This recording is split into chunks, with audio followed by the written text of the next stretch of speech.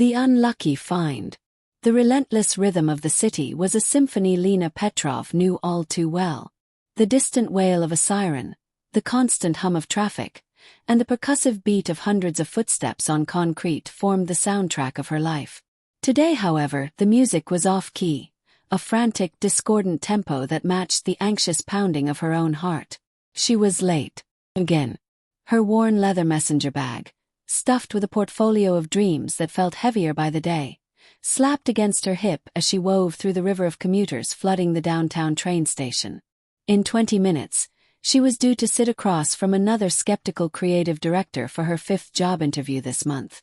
The previous 4 had ended with polite handshakes and empty promises to keep her resume on file. She checked her phone, the screen displaying the time like a taunt. A wave of commuters pushed past her, a blur of suits and briefcases, and she stumbled slightly, her gaze dropping to the grimy floor. That's when she saw it. Tucked neatly, almost deliberately, against the leg of a scarred wooden bench was a briefcase.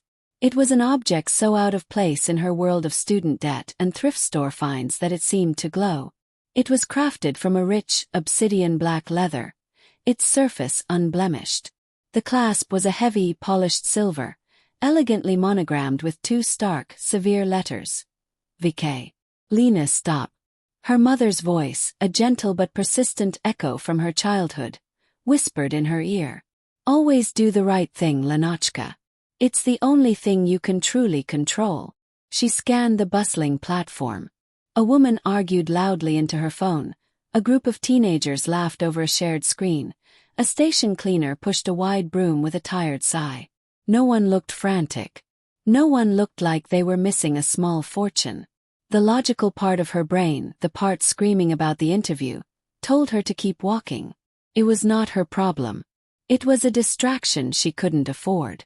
But the part of her that still believed in kindness, in the fundamental goodness of people, won. With a resigned sigh that fogged in the chilly station air, she bent down and picked it up. The weight was immediate and surprising. It wasn't just the physical heft, which was substantial, but the intangible gravity of the object. Felt important, decisive. She would hand it in to the lost and found after her interview. It was the perfect plan. She arrived at the soaring glass monolith of the King Tower with minutes to spare, the strange briefcase feeling more and more conspicuous with every step. The interview was a blur of nervous smiles, forced confidence, and the slow dawning realization that her art wasn't what they were looking for. The director's eyes had glazed over by the 3rd slide of her portfolio. 20 minutes later, she was back in the cavernous, marble-lined lobby. Her hopes once again deflated. She sank into the deep embrace of an ornate velvet sofa, placing the expensive briefcase beside her like an unwanted guest. She just needed a moment to breathe, to let the sting of rejection fade before she began the long trip home. The vibration of her phone was an intrusion. An unknown number flashed on the screen. Another rejection call. She almost sent it to voicemail, but a stubborn flicker of hope made her swipe to answer. Hello. Her voice was thin, weary. The voice that responded was not from a HR department. It was a low, calm baritone, smoothed by an unplaceable accent. It was devoid of warmth, each word chosen and delivered with a chilling, precise finality. The briefcase. You have something that belongs to me. A cold dread, sharp and immediate, shot down Lena's spine. Her throat went dry. How could he possibly know? I found it, she stammered, her grip on the phone turning white-knuckled. At the train station. I was going to turn it in, I swear I wasn't. I know who you are, Lena Petrov. The voice cut through her panic like a blade. I know you live in apartment 42B on Cedar Avenue. I know you just spent 27 minutes interviewing for a junior design position on the 14th floor. Now look to your left. The command was absolute. Trembling, she obeyed. Across the vast expanse of polished marble, near a towering twisted sculpture of chrome and glass, stood a man. He was immaculately dressed in a suit the color of charcoal. His posture unnervingly still. He didn't wave or gesture. He simply held a phone to his ear and fixed her with an unwavering gaze. He was handsome, but in the way a stiletto knife is elegant, sharp, severe, and dangerous. "Bring it to me. Now." The line went dead. Her legs felt like they were made of sand, but she forced herself to stand. The walk across the lobby felt like a mile, every click of her cheap heels echoing with terrifying volume. She held the briefcase out, a pathetic offering. The man took it. His fingers brushed against hers, and they were cold, devoid of any human warmth. He didn't open it. He didn't check the locks. He simply placed it at his side, his eyes never leaving her face. "Thank you for your honesty," he said. His voice a quiet rumble that didn't match the intensity in his eyes. They were scanning her, dissecting her, assigning a value she couldn't comprehend. "Why, you're welcome," Lena whispered, her voice shaking. "I'm just glad you got it back. Can I please go now?" A faint, humorless smile touched his lips. "Go. Miss Petrov, you misunderstand. You didn't simply return lost property. You intercepted a critical business transaction. You walked into the middle of a very delicate and very private arrangement." He took a single step forward, and Lena instinctively retreated. He smelled of expensive sandalwood and something else, something metallic and cold. "The contents of this case," he continued, his voice dropping to a near whisper that she felt more than heard, "are worth more than you could ever hope to earn. Their security was compromised. By you. I didn't open it." The panic was a live wire in her chest now. "I have no idea what's inside. I was just trying to do the right thing." "Ignorance is not absolution," he stated, his tone flat and final. "You now owe a debt. Not for the return of my property, but for the imbalance your actions have created." Tears of frustration and terror welled in her eyes. This was a nightmare. "A debt? What are you talking about?" "I was just trying to be good. And now your goodness has a cost," he replied, utterly unmoved. "My name is Valerius Costas. From this moment on, you work for me. Consider it your method of repayment." Lena could only stare, her mind reeling. "Work for you? Doing what?" "I'm a graphic designer." Valerius Costas offered another icy smile. "Your skills may yet prove useful, but your primary function is to serve as my guarantee. You are now a living contingency plan.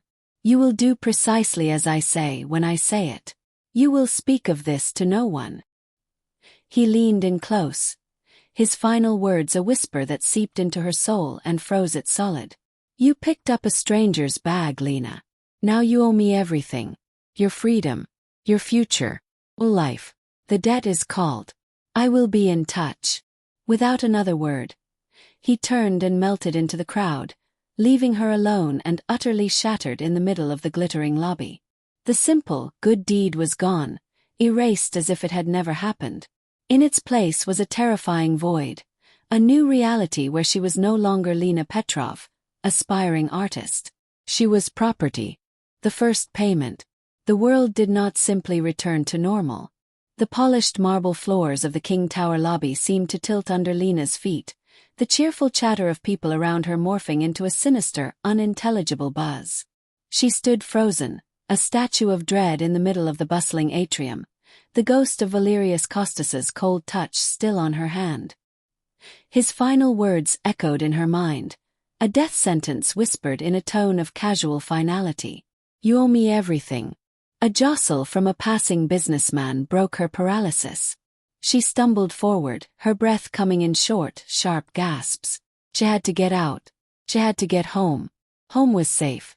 Home was her small, cluttered apartment where the biggest threat was a leaky faucet, not a man who knew her address and could freeze her soul with a look. The train ride was a blur of paranoia. Every person who glanced her way was one of his people, sent to watch her. Every reflection in the grimy window showed his impassive face. She clutched her messenger bag to her chest, her knuckles white. By the time she reached her apartment building on Cedar Avenue, her heart was a frantic drum against her ribs. She fumbled with her keys, her hands shaking so violently she could barely fit the key into the lock.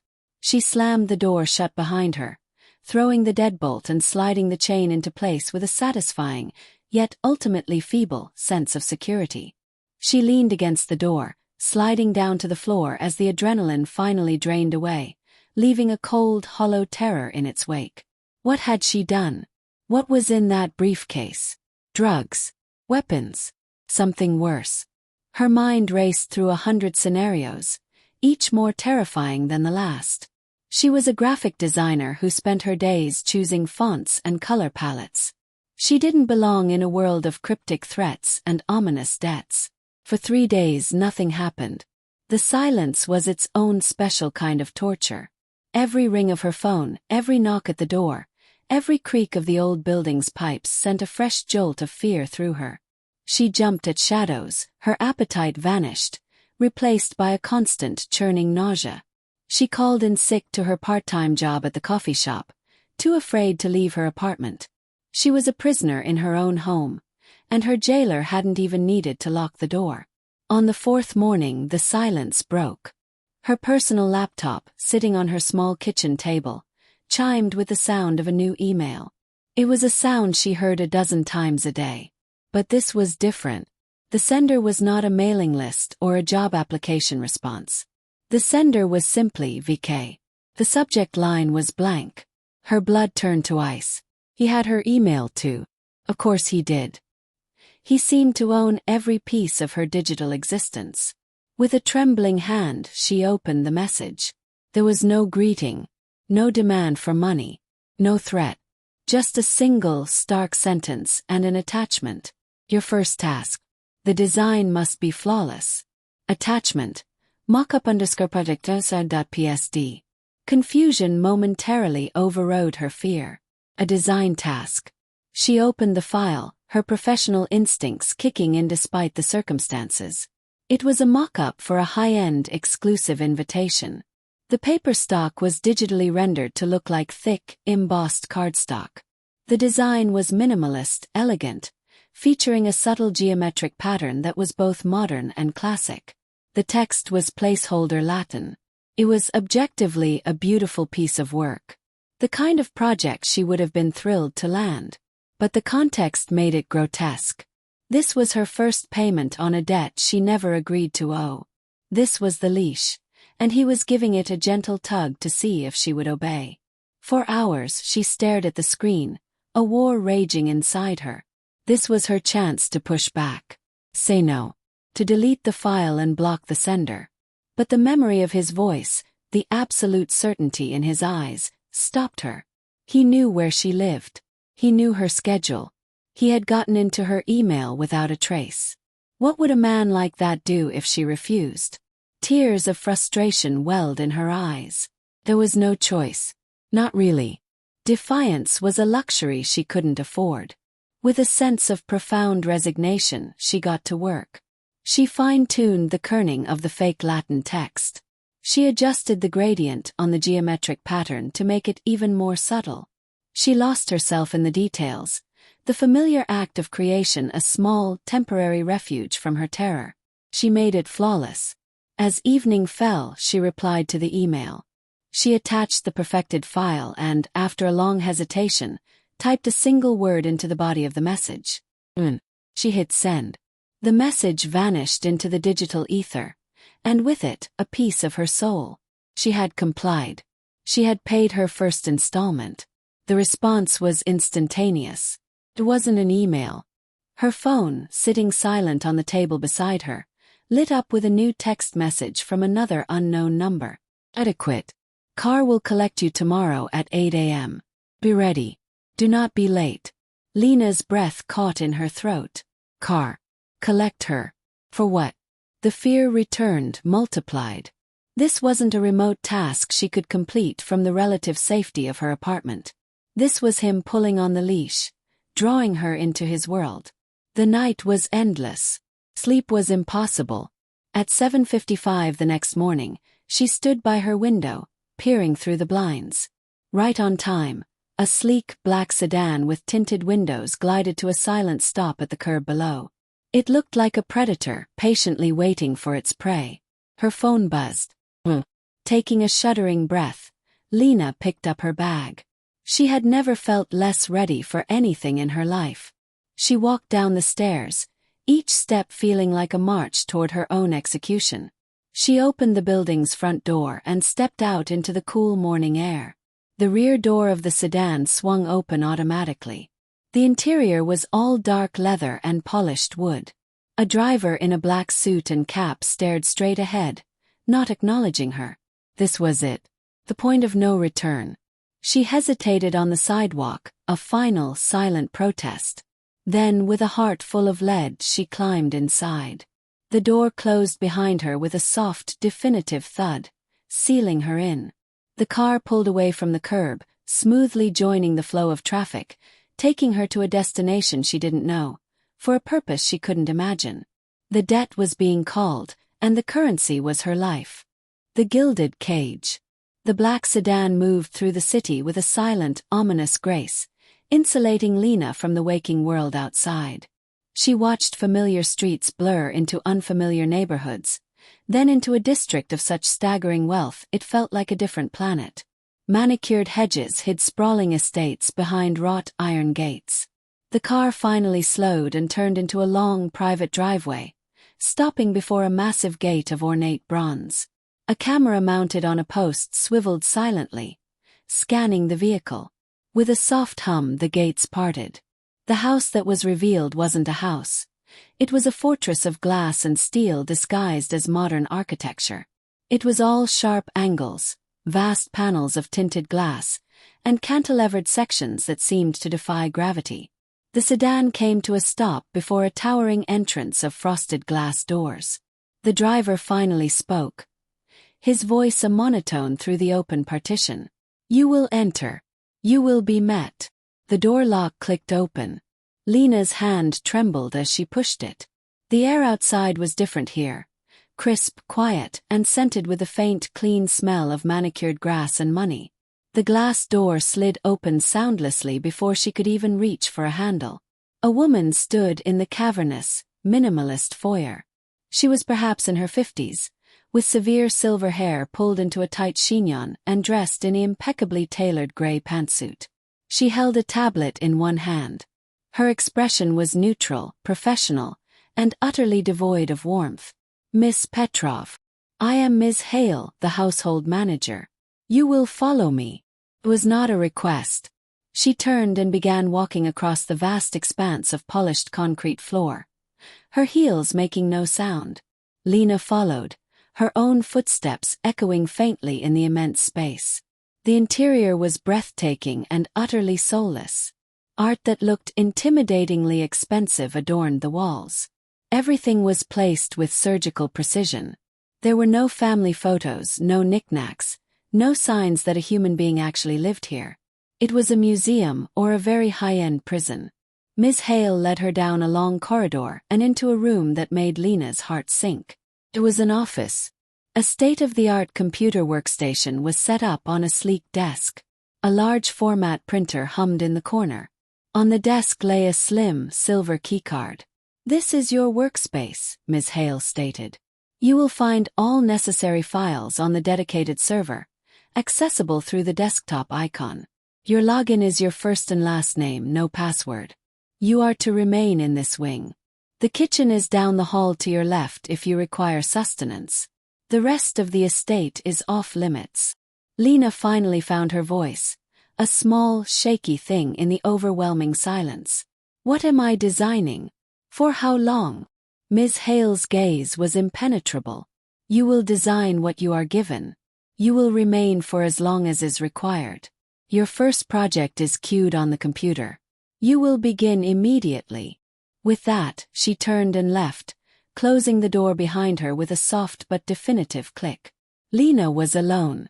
She walked to the desk, her fingers brushing the cold surface. She sat in the ergonomic chair, which molded to her body with a quiet hiss. It was the most expensive chair she had ever sat in. She felt like a fraud. She woke the computer. The screen glowed to life, displaying a single folder icon labeled Project Ether. Inside were brand assets, logos, and a brief for a corporate identity for a venture capital firm. The work was complex, detailed, and exactly in her wheelhouse. It was a dream project for any designer. And it was her prison cell. Hours bled together. She worked with a focused intensity, not out of passion, but out of a desperate need to lose herself in the work, to forget where she was and why. The silence was absolute, broken only by the hum of the computer and the occasional distant chime of the elevator. Driven by a thirst and a need to break the monotony, she ventured out to find the kitchen.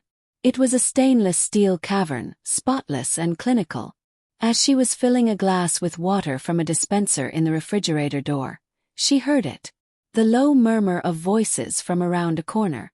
Curiosity, a dangerous impulse in this place, got the better of her. She peeked carefully. Valerius Costas stood with his back to her, speaking to a hulking man with a scar tracing his jawline. They were in a study, the door slightly ajar. "The shipment from the docks is compromised," the scarred man was saying, his voice a low grumble. The Italians knew it was coming. There was a leak. Valerius's posture was rigid. "Find the leak. Not a word of this gets out. The loss is acceptable. The breach of security is not." His voice was colder than she remembered, laced with a quiet, terrifying violence. Lena's blood ran cold. "Shipment. Italians. Leak." The words painted a picture far darker than she had even imagined. This wasn't just about money. This was about something illegal, something dangerous. She must have made a sound, a faint intake of breath, or perhaps he simply sensed her presence. Valerius's head turned slightly. His eyes, sharp and perceptive, found hers in the shadow of the hallway. The conversation stopped dead. The scarred man followed his gaze, his hand moving instinctively toward his jacket. Lena froze, a deer in the headlights of their combined stare. The glass of water in her hand felt like a lead weight. Valerius didn't shout. He didn't even look angry.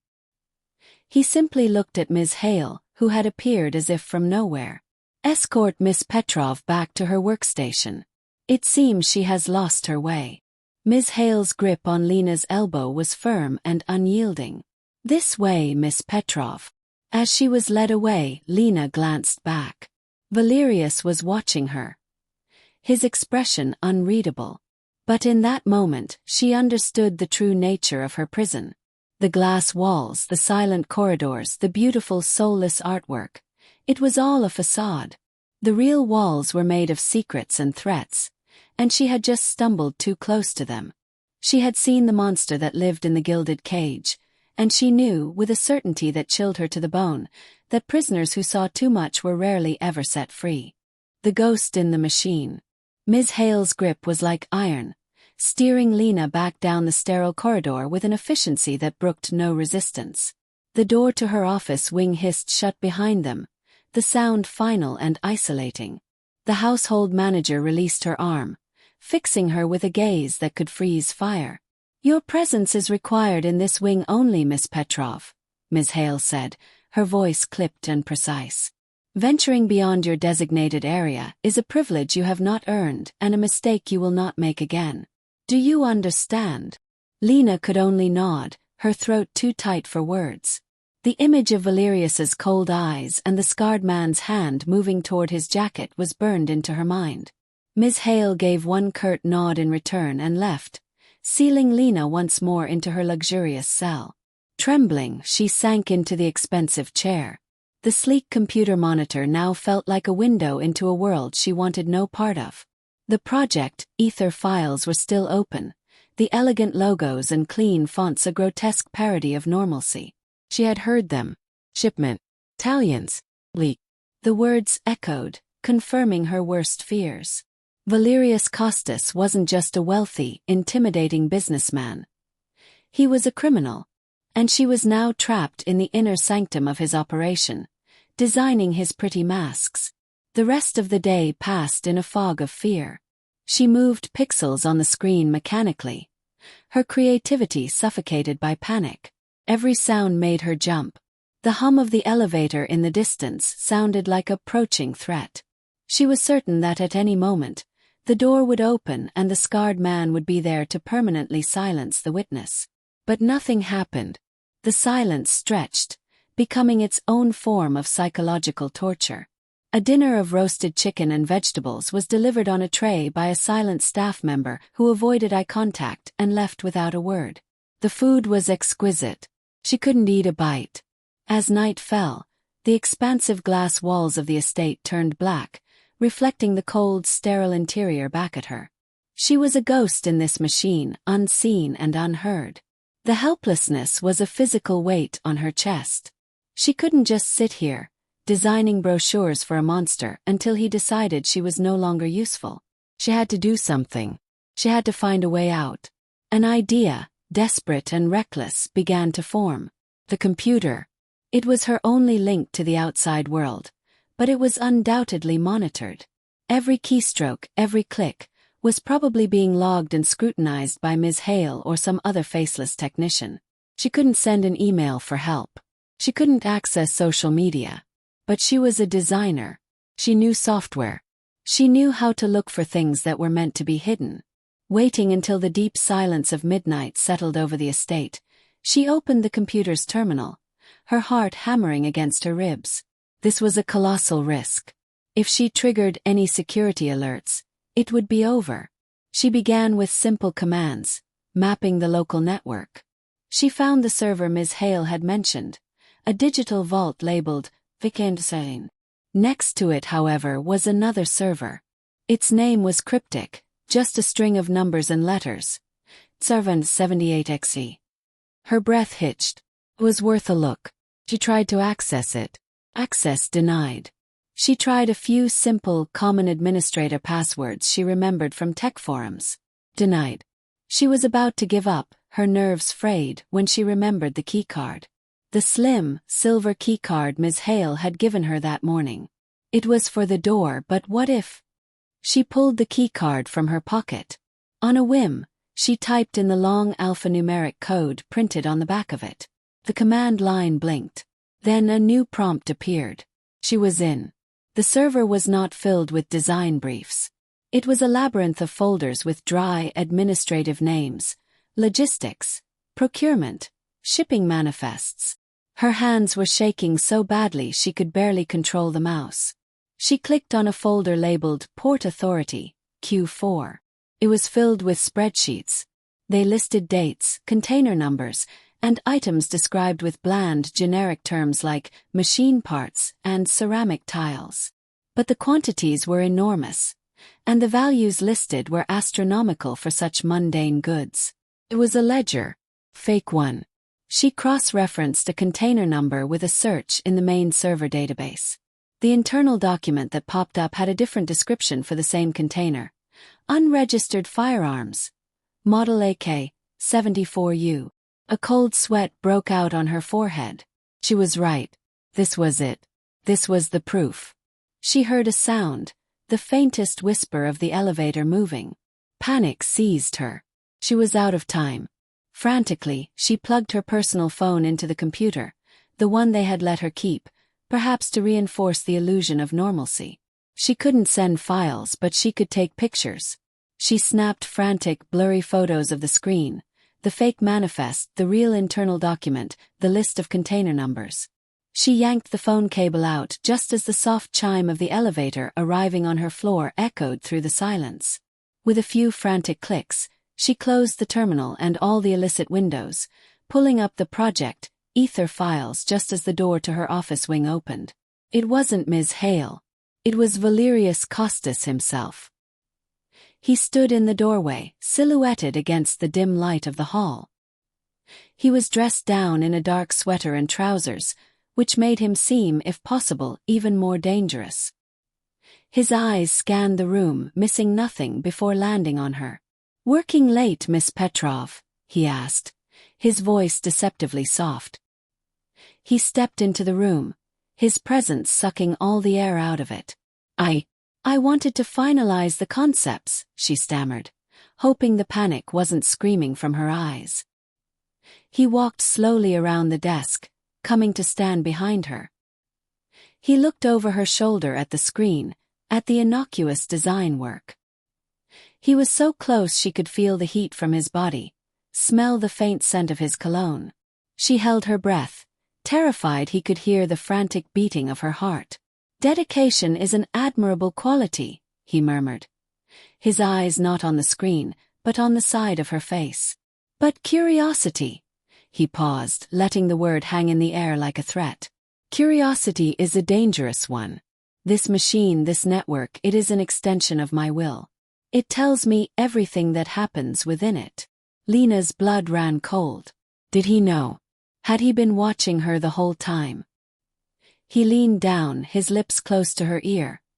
His voice a whisper that turned her spine to ice. "Be very certain, Lena, that the things you go looking for are things you are prepared to find. The price for knowledge is often higher than the price for ignorance." He straightened up, gave her screen one last dismissive glance, and walked toward the door. He paused at the threshold without looking back. "Finish your work. The car will return you home in the morning." He left, leaving her alone with the ghost of his warning and the damning, dangerous images on her phone. She had the proof. She had a glimpse of the monster's true face. But as his warning echoed in the silent room, she realized something terrifying. Getting the proof was one thing. Getting it to someone who could use it without getting herself killed was an entirely different battle. She was no longer just a prisoner. She was a thief in the house of a wolf, and the wolf had just shown her it knew every corner of its den. The debt paid in full. The black sedan dropped Lena off at her apartment building just as the city was stirring to life. The return trip had been as silent as the first, the driver a mute specter behind the partition. Stepping out onto the familiar cracked pavement of Cedar Avenue felt like walking into a dream. The world was the same bodega opening its gates, the same neighbors heading to work, but she was fundamentally, irrevocably changed. She climbed the stairs to her apartment, her body moving on autopilot. Locking the door behind her, she leaned against it, sliding to the floor as the events of the last 18 hours crashed over her.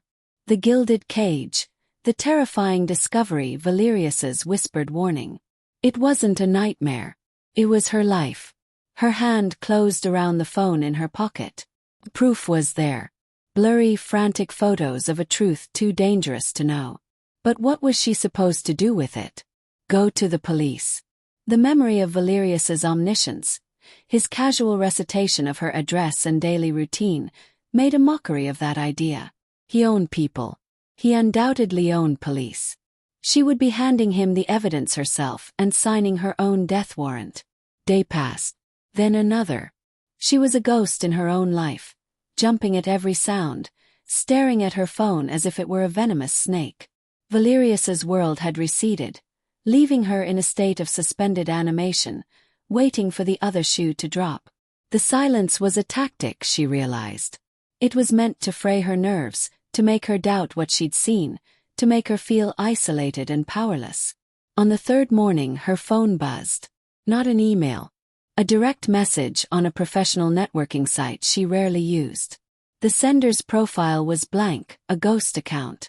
The message contained just an address and a time for the following day. It was for a gallery exhibition. The name of the show. Ether. Her design. It was being used. A wild, desperate thought began to form. It was a long shot, a gamble with odds so slim they were almost invisible. But it was the only move she had left. The exhibition would be public, full of people, and art world events were covered by press. It was the one place where Valerius Costas, a man who valued his privacy above all else, might be vulnerable. The following evening, she dressed in the best outfit she owned, a simple black dress she'd bought for her interviews. She looked like she belonged. The gallery was in a trendy, upscale neighborhood, and the opening was packed with the city's elite.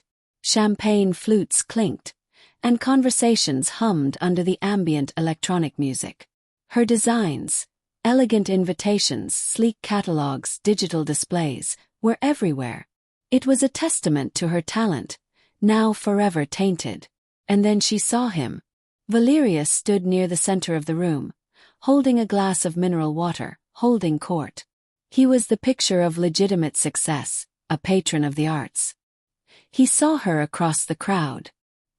His eyes narrowed almost imperceptibly, A flicker of surprise and then cold assessment. He hadn't expected her to come. This was her moment. Her heart was a wild drum against her ribs. She moved through the crowd, her target not Valerius, but a woman she recognized from the society pages.